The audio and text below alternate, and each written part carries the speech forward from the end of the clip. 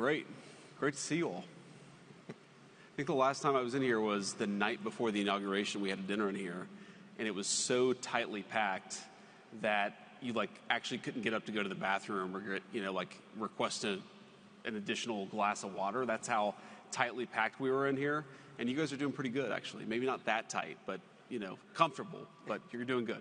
Tastefully packed. That's well, the happy medium. Before you say whatever introductory thing you were going to say, I'm sure Orrin has a spiel. Orrin always has a spiel, but I just want to say thanks to Secretary Rubio for the very kind words of introduction. So, Marco, I was very fond of him as a Senate colleague, but you learn a lot about somebody when you see them actually operate behind the scenes. And Marco is, if anything, more impressive privately than he is publicly, which is very hard to do. But he's very thoughtful. He actually listens, which is a rare skill in politics. We're very good at talking. Us politicians, we're not so good often at listening. He's just a very, very important part of what the president and I are trying to do. And so thrilled to have him here. And as you know, I think one of the first times I ever met, maybe the first time I ever met Marco, was in a conference room in his Senate office with Mike Needham and Orrin Cass talking about some of the very things we're talking about here tonight and some of the very things that American Compass is focusing on. So it's kind of amazing to see it come full circle to where we are today. Well, that's a perfect segue into my spiel, so Great. Thank you. I had a few different spiels we could start with, but this is a good one.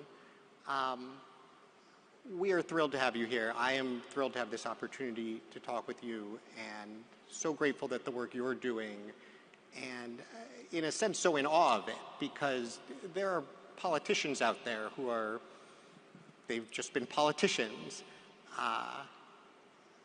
but you are someone who was an intellectual first. Some people don't like the word intellectual, but I mean it in the good sense of the term. You were writing for National Review. You were at the bar late at night arguing about and helping shape these ideas that you are now. I come here for free and you insult me and you call me an intellectual. Remind me that I wrote for National Review. What an asshole this guy is. That's fair. I will admit that I too wrote for National Review.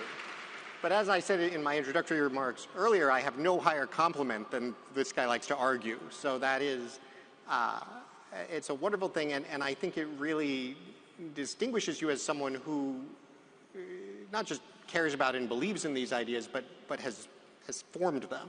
Sure. And so, I wanted to ask you a little bit about some of the substance of what's going on in a few of these topics, but also ask a little bit about sort of how your thinking has gotten here and how being in the role you're in now affects that, and what people who are not in that role need to understand to do it well. And so let's start here on the substance, though, because obviously trade is in the news from time to time. Trade is, and I think you've articulated this well, trade is one element of what is a much broader project. Sure. About reshoring, reindustrialization. I want to ask you, how do you define that project? What is the broader goal that the trade agenda is part of, and where do you see it ultimately going if it's going to be successful? Yeah, so first of all, congrats. I see here on the screen, this is the 5-year anniversary of American Compass. You guys have accomplished a lot in 5 years, and I'm going to echo what Secretary Rubio said. Keep doing it, because it really has influenced my thinking. It's influenced the thinking of multiple people within the administration. And if I were to try to summarize the project, I think there are a few different things going on, but maybe one thing that really worries me is you have, I think, in many ways, stagnating living standards for normal Americans, for the median worker, for people who just want to start a family, work in a decent job, earn a living salary, and have dignified work. I think you've seen so many pieces of evidence of stagnation in the lives of the normal people that we serve, right? The people who actually go to work, who keep the country running. And there are different ways to sort of measure this, but I think my favorite way of measuring it actually is probably you see stagnating productivity in this country for about 50 years, okay? And I think there are a whole host of reasons why you see that. I think, number one, we've offshored a whole host of industries, and so you see less innovation in a lot of the critical manufacturing sectors that actually drive the American economy. I think part of it is we've really underinvested in technology, especially in the heavily regulated spaces. I think part of that is we've really harmed energy production in our own country. That's a critical part of, the heavily regulated space is actually doing well because the cost inputs of these industries are so heavily dependent on the price of energy. So there are all these different policy spins that I could put on it, but I just want normal people who work hard and play by the rules to have a good life. And I think that was very, very possible in the United States of America that I was growing up in, but you started to see some signs that it was fraying. And I think it got a lot worse over the course of the 90s and 2000s. And that has got to change. And I think that's fundamentally why Donald Trump is the president of the United States, is because he was the first mainstream American politician to come along and say, this isn't working. These trade deals are not working for the normal people who power our economy. Our policies have not been productive either in the economic, national security, or diplomatic space. So it's complicated. The answer to the question is complicated. Summarizing it is necessarily very hard. But I think the best way to summarize it is we just want normal people to have a good life. That seems reasonable. Thank you. There you have it, folks. I think that's obviously exactly right. I think it's remarkable that is or has been a heterodox view to some extent, that it's something that has had to be said. Especially after your book came out, as you had a chance to talk with a lot of folks in a lot of different contexts, then as you moved into running as a politician yourself, you had a chance to speak both with the normal people for whom this was not working, yeah, and for a lot of people who either thought it was working or didn't care. Sure. My own sense is there's actually more thought it was working than didn't care. That for the most part, they're not bad people so much as oblivious.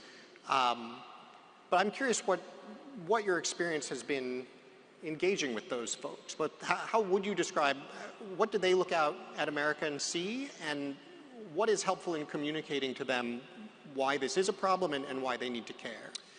Yeah, so let me give you kind of an elite answer to that question, and let me give you just a sort of normal political answer to the question. So the elite answer to the question, I remember, Warren, talking to you about starting American Compass 5 years ago. And I think one of the things that we talked about, I don't know if you remember this, but what is the audience of donors, because these things cost money, funding fellowships and smart people to write papers and think about this stuff like that costs resources. What is the universe of donors who would actually support something like this? And I think my takeaway of the last 5 years is actually quite a bit. And I think there's an assumption among, whether you call it populists or whether you call it, sort of trade hawks or whatever label you want to put on it, there's this assumption that donors are fundamentally misaligned. And I actually think donors are much more pragmatic, and they see this stuff not necessarily because they're reading a paper that Bob Lighthizer published 15 or 20 years ago, and I know Bob's in the audience and I love Bob, but because they do business in China. And they know how hard it is to actually get a fair deal for their companies, or they've seen some of the ways in which I met with an industry leader today who was talking about all of the ways in which transshipping through non-Chinese Asian economies is destroying his very successful manufacturing business. And he's not worried about it for himself because his business is so successful, but he's worried about it for his industry writ large because some of his competitors are going to have their businesses destroyed. He doesn't want that. So there's a bit there. I think one thing to take away is that people are much less ideological and much more pragmatic than I think that a lot of intellectuals give them credit for. So that's one thing I take away. I think the other thing that I take away from it is the American people are much more aligned with our way of thinking about things than people realize. And I think the misalignment between the normal American and the talking heads in Washington is still so profound. And I'll give you an example of this. One of the very first truly political speeches I gave when I was thinking about running for Senate in Ohio back in 2021, I spoke to this group in Butler County, Ohio. It's actually the county that I was born and raised in southwestern Ohio.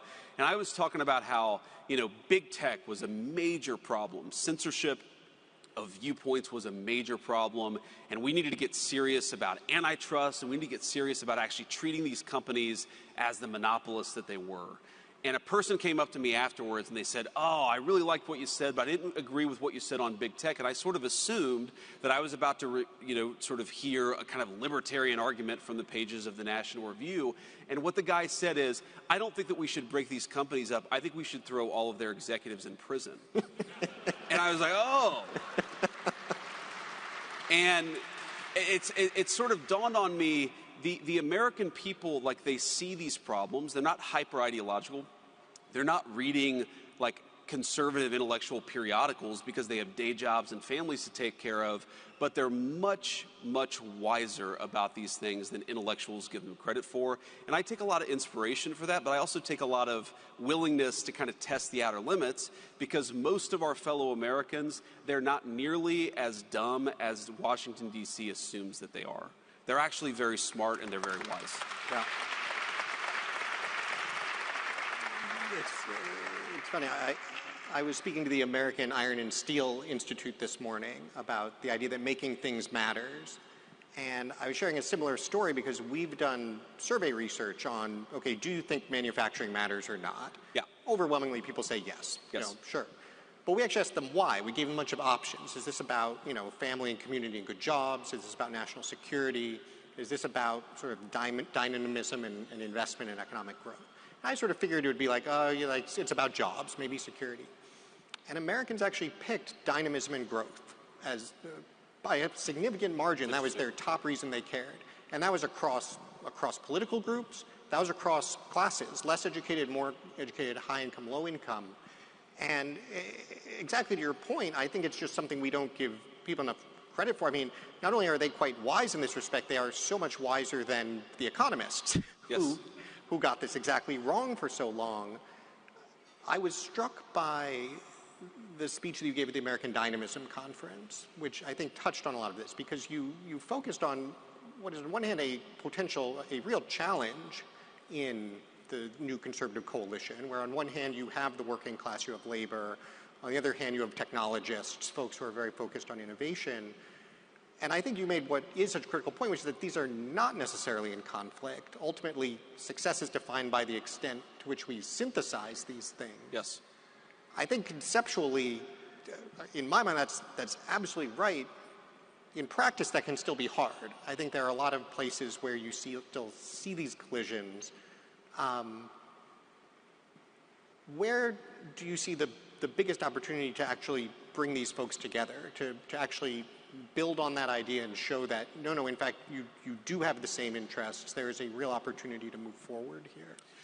Well, I think that it's interesting you mentioned the American Dynamism speech, because I do think that's actually where the synthesis is, right? That if you believe in growth and you believe that, to have any opportunity to make people's lives better, you actually need sustained GDP growth, then you actually need to have the kind of industries that can support broad-based technological innovation. And so I think that really is the combination. Like, why do I care so much about manufacturing, and why do I care so much about the kind of educational institutions we have to support those industries? It's because, yes, I care about workers and I care about their wages, but I do very much care about innovation, and I don't think you can have one without the other, right? So the classic way of talking about this is to say, well, if you open up an iPhone and you look at the box, it will say designed in Cupertino, California, right? And of course, the implication is that it's manufactured in Shenzhen. In reality, it's not necessarily even designed in Cupertino, California anymore. It's increasingly designed in the place that's manufacturing it. This idea that we can separate the making of things from the innovating of things is, I think, totally farcical. You see this in pharmaceuticals in particular, where I think the countries that are really good at manufacturing pharmaceuticals, especially like the next-gen biologics and large molecule pharmaceuticals, those guys are increasingly really, really good at innovating in pharmaceuticals too.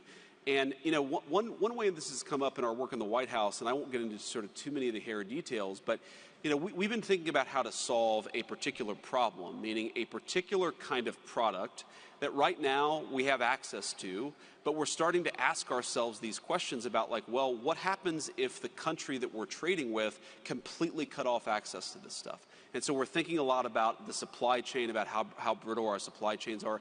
And by the way, one thing that is shocking about the prior government, about the government we inherited the White House from, is if I, on January the 21st, in fact, I did ask this question, where are the biggest deficiencies in our supply chains? What are the 100 products that we're completely reliant on some other entity to make for us? Where are they made, and how hard would it be to onshore that manufacturing? I asked that explicit question, and the answer was, we don't know. Nobody in the prior government had actually asked these very fundamental questions. And so what is so crazy about the hyper-globalized era is that you had these basic questions about the brittleness of our supply chains that were completely uninvestigated by the very people who supported globalizing those supply chains. We were actually governed by complete morons, and we didn't even realize it until the Trump administration started to get underneath the hood of our government. But to take it back to sort of the point that I was trying to make. Okay, if you want to onshore this one piece of the supply chain, what kind of talent would you need in the labor force to make that possible? And I started talking to venture capitalists and technologists and people who run sort of industries in this space. And what kept on coming back is, okay, yes, there's a tariff question, there's a revenue guarantee question, there's a capital question.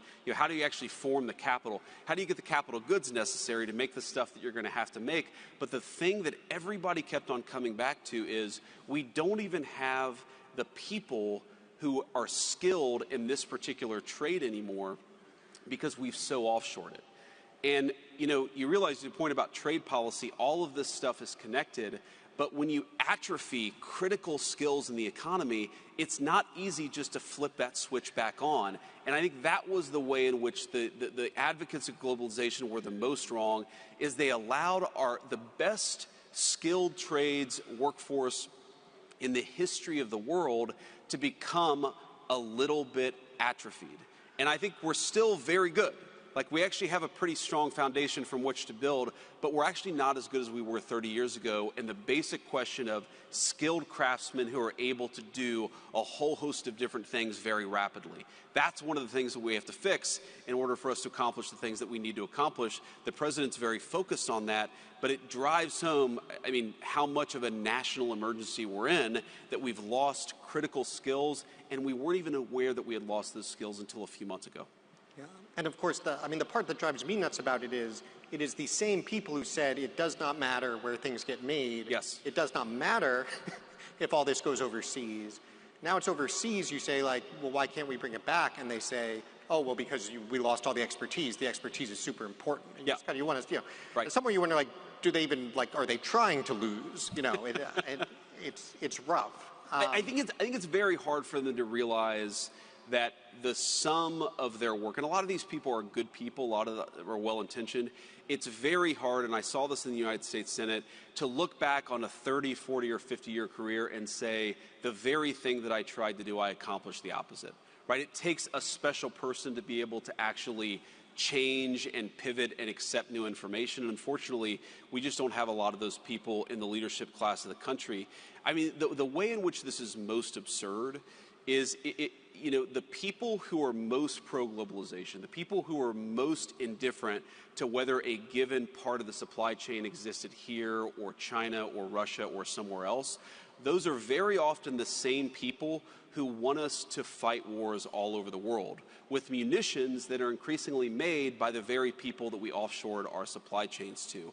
And the fact that, I saw this in the Senate, the fact that you would have people say, we should send an unlimited number of munitions to this conflict, even though we don't make those munitions in the United States of America anymore, the complete disconnect between their views on foreign policy and economic policy made me realize again that we're governed by people who aren't up to the job.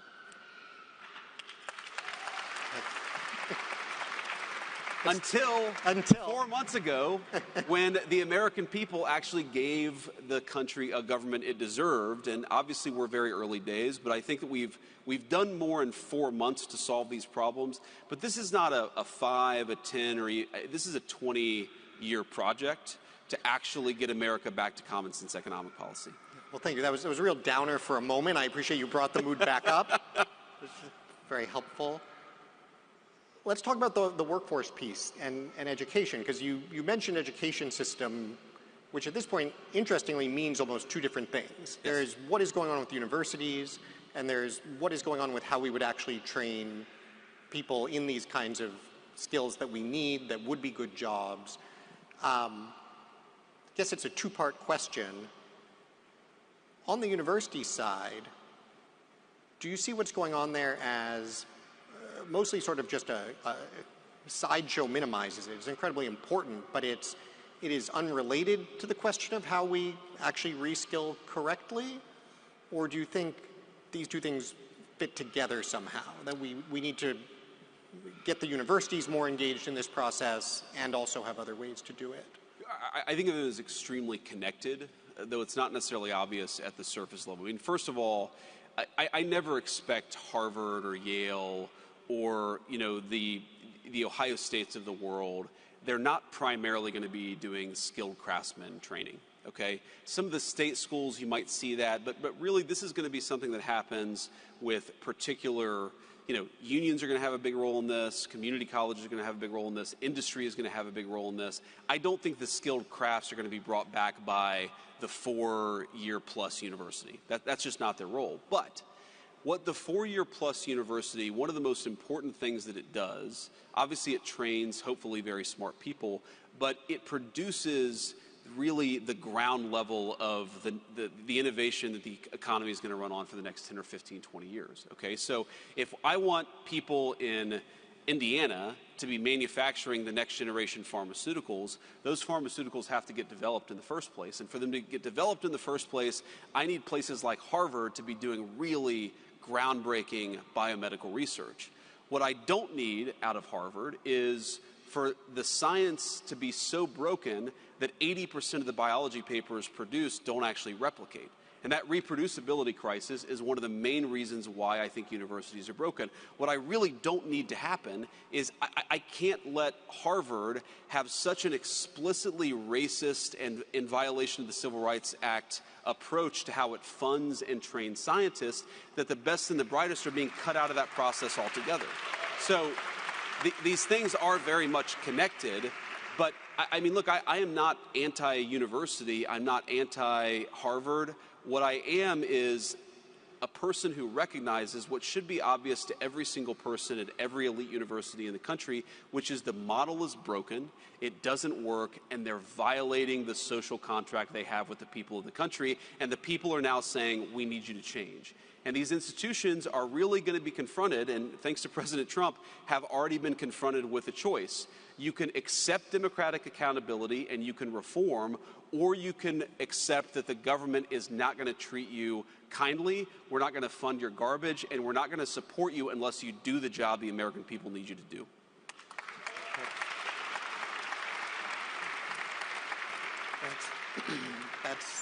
That is very well said.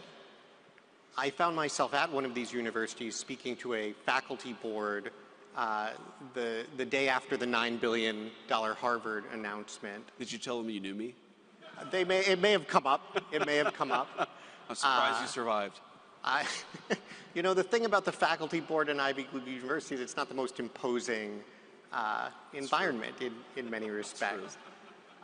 They're not known for their toughness. No, that is true. I'll let you stand on that particular point. But this actually happened to me a few times. I, in fact, also was scheduled to go to Canada 2 days after you made the Canada announcement. I may need to run my travel plans by some more folks. But it was fascinating to have this exact discussion and essentially to try to make the point, nobody wants you to fail, but you are in a sense a quasi-public institution. You are relying on enormous both explicit and implicit public subsidy and participation in this contract that you have been violating wholesale for a generation. And so our preference would be that you guys decide to reform, but if you don't, this is the alternative. What do you think, what does reform look like? You described some of the things that, you know, are particularly problems. I guess to some extent the reform is just stop doing that. But what do you aspire to for our higher education system? I'd say a few things. I mean, one, most obviously, is why don't you just follow the civil rights laws of the country? Like, that's a very easy thing to do, and that nearly every elite university in the country is explicitly not doing. Okay, so that's one thing that they might consider doing. I think the second thing is they've got to be willing, and I have a friend of mine who's a geneticist, very bright, very bright young scientist. We have got to have a scientific community that is more open to unacceptable inquiry and that actually encourages bright young minds to go wherever the truth leads them. And I think that's where the universities have become almost quasi-theocratic or quasi-totalitarian societies. I mean, the way that I think about this is, I don't know what the voting, the voting in the 2024 election of Harvard University's faculty was. Okay, my guess is that at least 90% and probably 95% of them voted for Kamala Harris, right? Very brilliant Kamala Harris, of course. But, if you ask yourself a foreign election, a foreign country's election, and you say 80% of the people voted for one candidate, you would say, oh, that's kind of weird, right? That's like not a super healthy democracy. If you said, 95% of people voted for one party's candidate, you would say that's North Korea.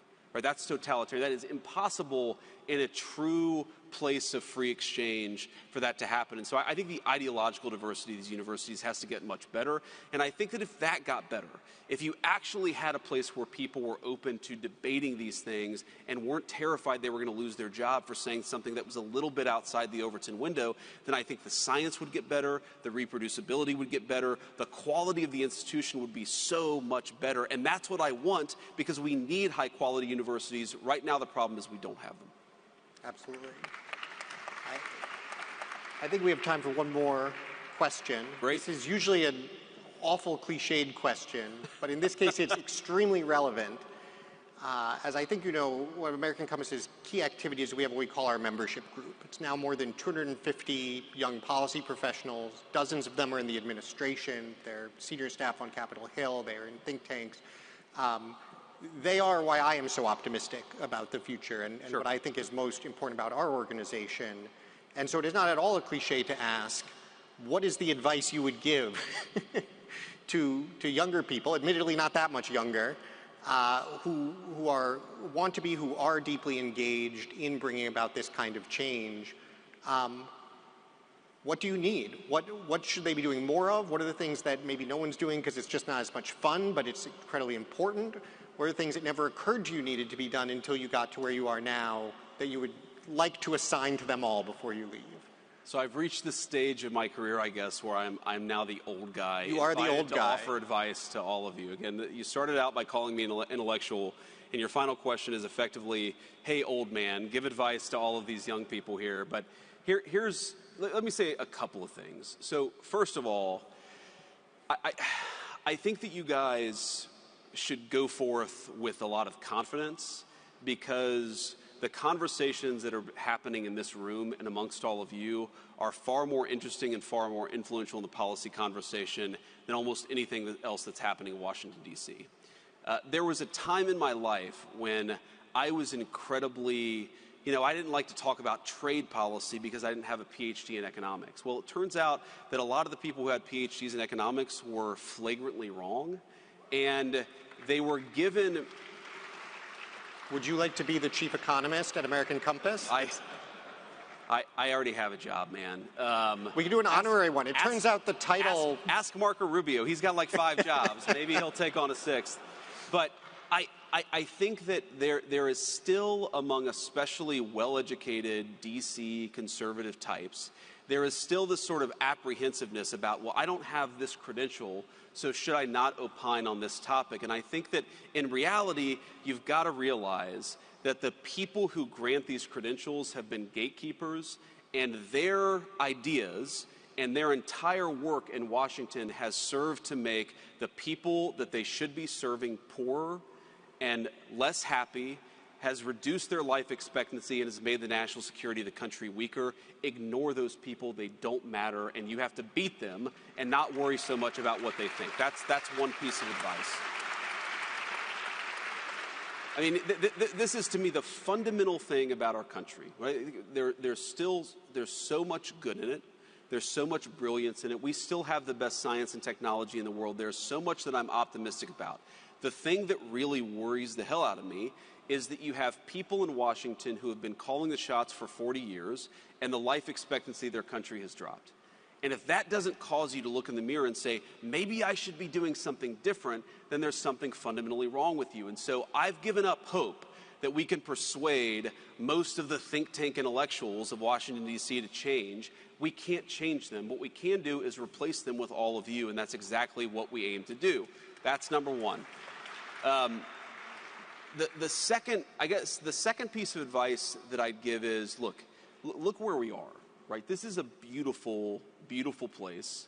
Again, the last time that I was here, I was about to be inaugurated as the 50th Vice President of the United States, like literally the next day.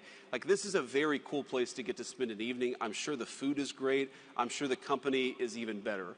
But try to remember that all of this, you know, the job that I have, the white papers that you write, the work that you do, it is all in the service of making normal people have a better life. And so try to find opportunities to actually get out there and see the effects of what you're doing has on the American population. Try to get out there and get to know your fellow Americans. Try to not be the problem with the generation of DC intellectual that was so broken is they were so cloistered, they had no idea that they were about to get hit by a freight train. Don't ever be those people. Learn the lessons. I think one of the lessons you have to learn is be more open and be more willing to sort of test the Overton window. A lesson is that you've got to have conversations with everybody and not like try to cloister yourself off from everything that's happening intellectually in this town. But I think the most important lesson is to get out there and know the country that you serve. And every single one of you in some form or another are serving this country that all of us love so much. I think that if you actually get out there, it will give you an incredible optimism and hope for the country, but it will also, most importantly, give you an incredible sense of duty. You all are lucky to be here. You're lucky to have the influence on this country that you do. So get out there and do your duty with optimism and hope and a recognition that you're lucky to get to have the life that you do. Use that life to serve the people that all of us love so much. Thank you, guys. Thank you, sir. Yeah.